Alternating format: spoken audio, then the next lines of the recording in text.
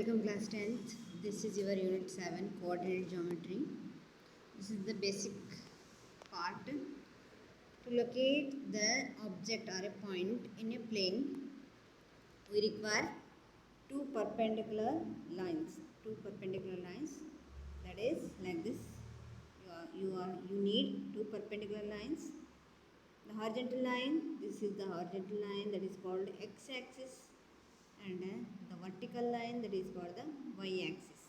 This is called y-axis. This is horizontal line is x-axis and vertical line is y-axis. This all is called as Cartesian or coordinate plane. Cartesian plane or coordinate plane. The coordinate axis divides the plane into four parts. They are called quadrant.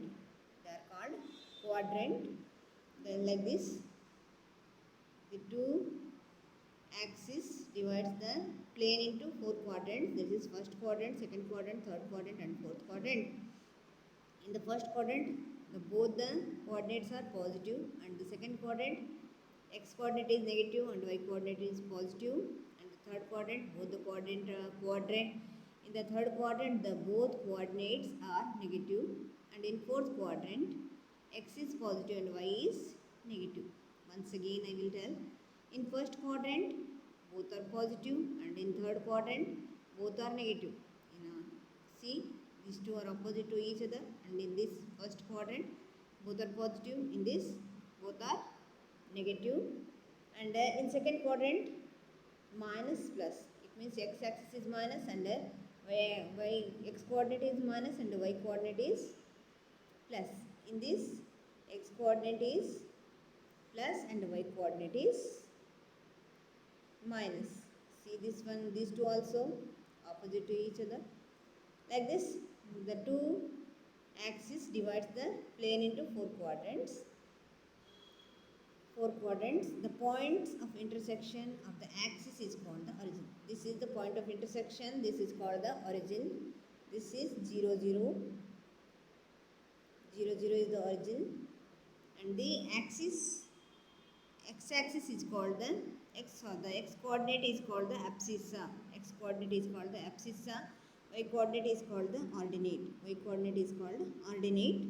If x is not equal to y, in this, if x is not equal to y, then points x comma y is not equal to y comma x, because you can see here 2 minus 3 2, if you are taking, then these two are not equal, then this is not equal. These two are not equal. Similarly, if x is equal to y, then you can write like this. Both are equal now, therefore we are not confused with this one. In this, x comma y is equal to y comma x. Example 2 comma 2, we can write any. These two are equal, isn't it? I hope you have understood this one. And come to distance formula. How we are deriving the distance formula? Let us find the distance between any two points P and Q. This coordinates on the points P and Q is given. The coordinates are given x1, y1 and x2, y2. This is x1, y1 and this is x2, y2.